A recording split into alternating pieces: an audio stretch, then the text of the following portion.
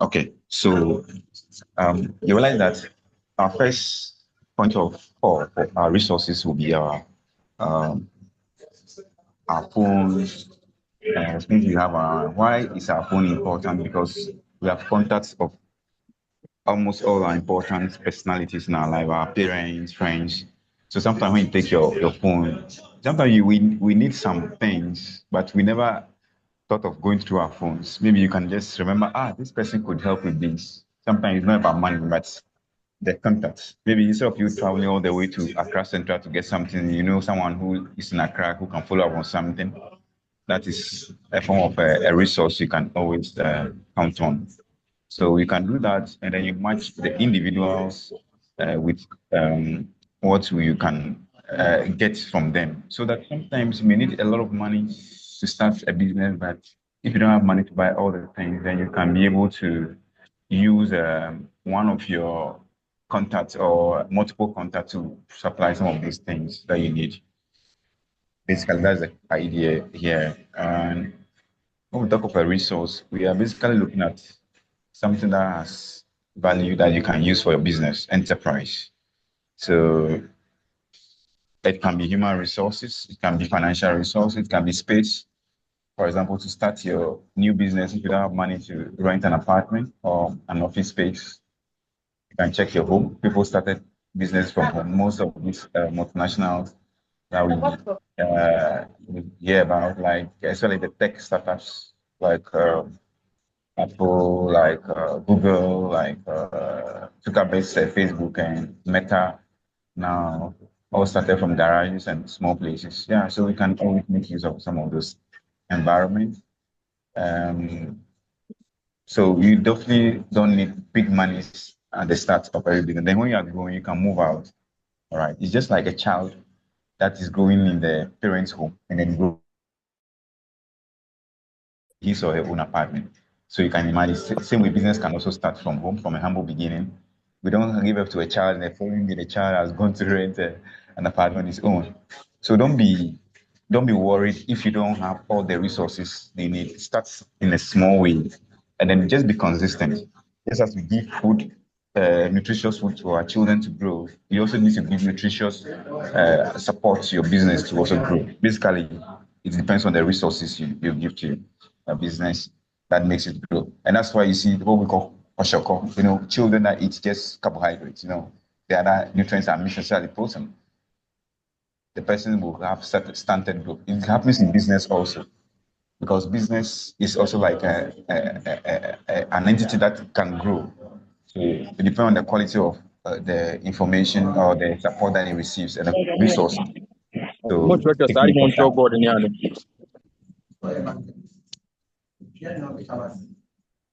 Okay, so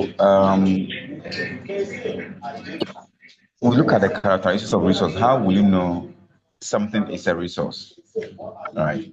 How will you know something is a resource?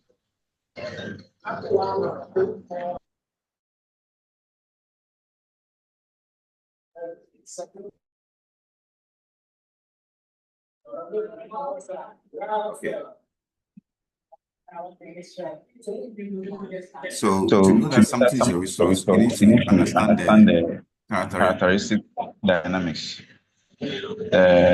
Dynamics here, or the characteristics include that resources should be in demand. It means that people should be looking for it, right?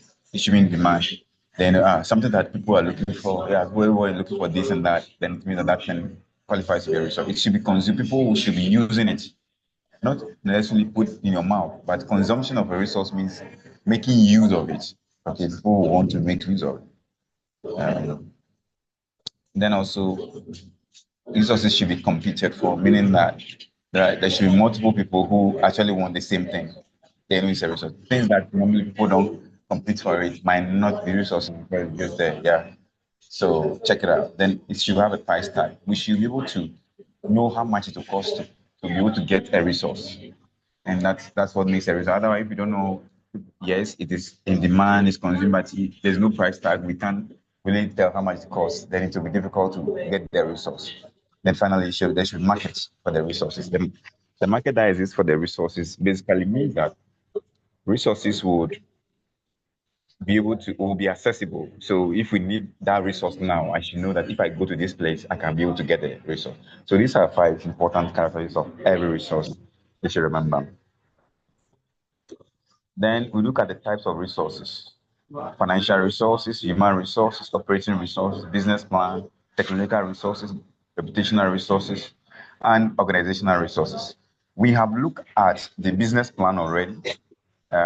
So I'll briefly explain the other types of resources. Although, I know you're in the business area as accountants, so you know, but let's look at them as a relation quickly. So financial resources are normally resources that include cash in hand up to about investment in varying degrees of liquidity.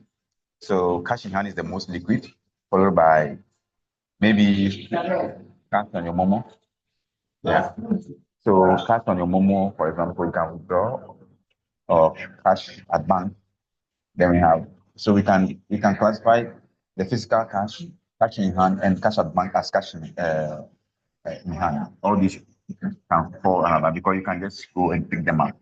Then we have overdraft facilities, loans, outstanding debtors, investment capital, and investment in other businesses. So in order of liquidity, cash in hand is the most liquid that you can always have. Investment in other business is the less liquid among what we have listed. I think you understand all this. Overdraft maybe will be basically trying to get more than you have in your bank account from your. So if you have 2,000 cedis and you need to buy an equipment for 3,000, you can let your bankers allow you to withdraw about 3,000, which means you have minus 1,000, which you pay back the next time you have money in your account. Like Momo loan kind of pay, so you can always pay back when you have now. Yeah. Then loan. These are more formal agreements with the banks where you can give you some money for a specific purpose. Then outstanding debt, those who owe you. Sometimes I'll be there and then those who owe me, someone can just pay some money. I'll be very broke. Then I say, oh my God, then it helps to put a joy in my face. The investment capital, when you invest your money in some instruments down the stock exchange or somewhere else, then you can liquidate it and use it. And other businesses, you can also support other businesses when you have enough money so that when you need the money, you can go and sell it, your investment in it, or get some investment dividend from those investments to support your business. So basically, these are some of the resources resources we have, financial resources that we have. Then we can also have operating resources. Those are things that we use in the real day-to-day operations of the business. Okay, for example, if you are working on a smoothie, then maybe your juicer or your blender. If you are having a restaurant, then your tables, the room, anything that you use for that. If you are a construction engineer or construction manager or construction company, your excavator, your payloads, and all those equipment. So these are things that we use for day-to-day. The human resource we know already. Normally, human beings that provide services for us, labor, technical expertise. Last time we look at the key experts and all those people, are human resources, like functional skills like accountants, marketers, and then communication skills. Those who can be able to even market your business for you out there for people to get it. There are people who, when they market your business out there, people will be willing to buy from you. Others, when they speak, like they don't have the skill to communicate. So it's not everybody who can do everything. So you need to look out for skill, what we call talent management. Those who have the talent for various skills. Then people also can support you as leaders, what we call strategic leadership. Then technological resources. These are resources that help you to leverage on technology. So it can be like labs. Okay, some of these, for example, if you have very good IT center for maybe your private school business, that can help people. Like the way Ashasi is having a technological resource, getting students, a lot of them queuing, even though they're paying about $3,000. Yeah, compared to the private, like public universities, people are still going because they have important facilities that they will need. And then if you're able to test quality control like in your organization, like I need a technical resource for my smoothie to check the aqueous composition of the ingredients, make them very healthy and all that. Okay, yeah, and also your trade secrets. So you don't need to tell people how you do things. People can know the ingredients in your food or whatever drink, but they may not know how you mix them, and that is your trade secret. This is our technological resources. Then the proprietary process is how you do things. Someone say, how were you able to do? Someone else did this, the person didn't get the result, but you are able to do it and you get the result. That is your proprietary process. How your magical touch to things. You don't share all these secrets with people. They are resources that you need to guard against. Then reputational resources. That is what will make your business very loved by people. Your reputation can be negative or positive.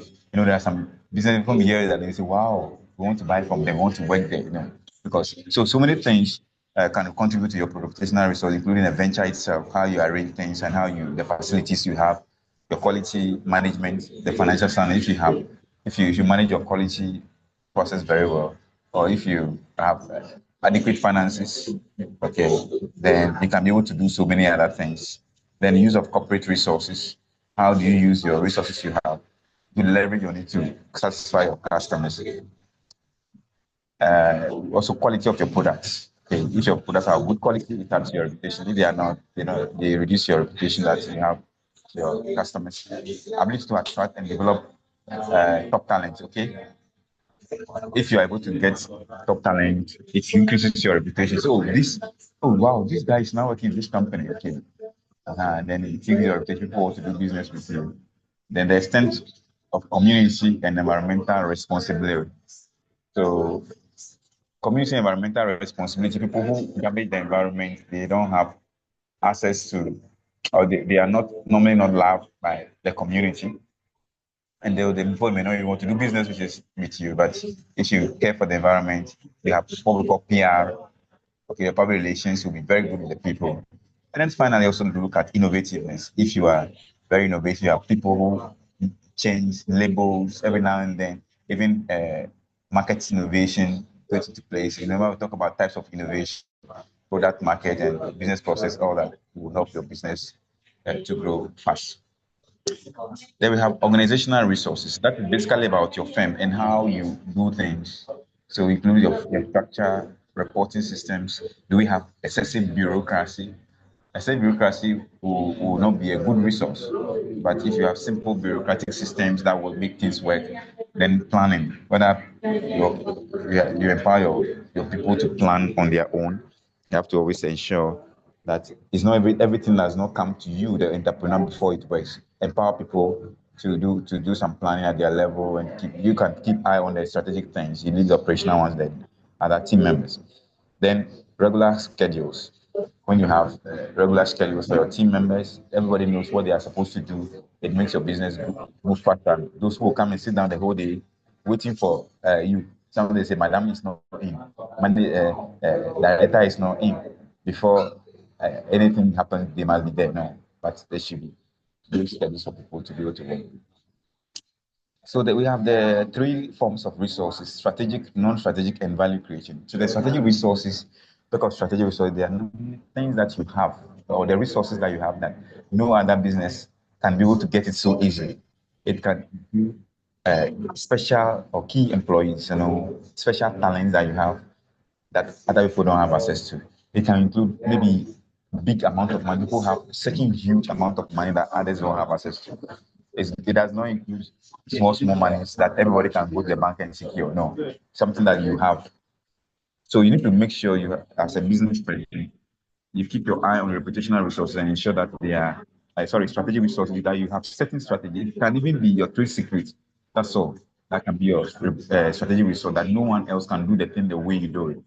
All right. There's a pork seller in Cape Coast who does the pork so well that anytime I feel like taking pork, that is the only place. Otherwise, I'm not taking it. You see, the way she seasoned the thing, even her chicken, the way she would season it, now the way she would fry the yam, all those things contribute to the strategic resource. You are not just looking for it to eating something, but something that someone does completely different from any other person. Then the non-strategic resources are normally like operating. Well, some operational resources can also be strategic, but the non-strategic ones are things that everybody can have access to. Right? Things they are not strategic. They are things that everybody can get to getting harnesses to start a business. Almost everybody can have it. Getting a cleaner, you can always have a cleaner. So they are not key to the organization. So you don't build your business around non-strategic resources. You build your business around a strategic resource and make sure you keep your strategic resources and guard them very well. And then the last form of resource we want to look at is the value creating resource. Yeah, they are just like operational resources.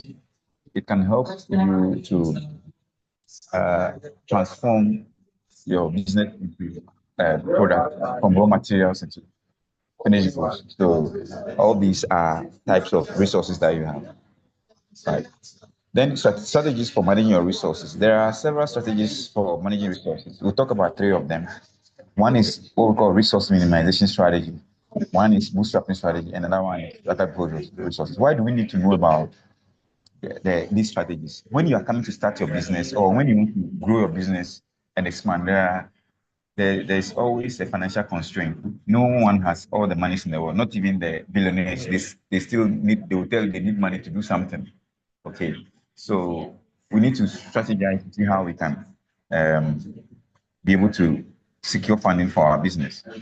So first we look at the resource minimization. That is, instead of going for additional loan, you see whether the monies you want to spend, whether you can reduce the cost of doing the things. Okay. For example, instead of having 3 workers at the beginning, can you have only one to help you? So you are minimizing the resource by using the least possible amount of resources instead of spending or being extravagant. The other one is called bootstrapping strategy. Sometimes you may not have loan or anyone helping you, but you have to fall on your own savings and resources you have. For example, if you have a house or your grandpa's place, you can use as to start the business until you are able to grow. If you have your own car, you can use your car as delivery van. So you are looking into what you have at your disposal rather than going beyond your means. So if your grandpa's house, for example, is already given to you, then it's no longer for your grandpa, then you can use it. But anything that is not at your disposal, you have to go and ask anybody. We call it other people's resources. Again, grandpa's house can also be it can also be other people's resource. If your grandpa has not yet given it to you and it is he's living there or it's his name, you can now go and ask him, oh please, can you give it to me? I want to use for that. And or you can borrow money from family and friends. You can even go for loans or investment from people. You can even get people to support you with their skills, so you're able to pay them. You tell them, oh, when I make money, I pay you. These are other people, so you pay them something for transporting them out. Then you can use other people's equipment, can borrow a friend's car to deliver goods or motor to start your delivery van business until you're able to maybe get your own. Okay. Yeah.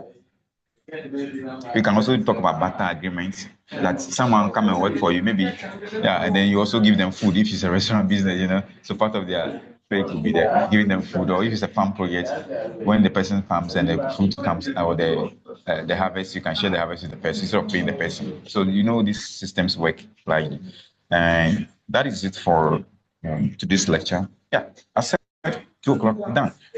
Any questions, please?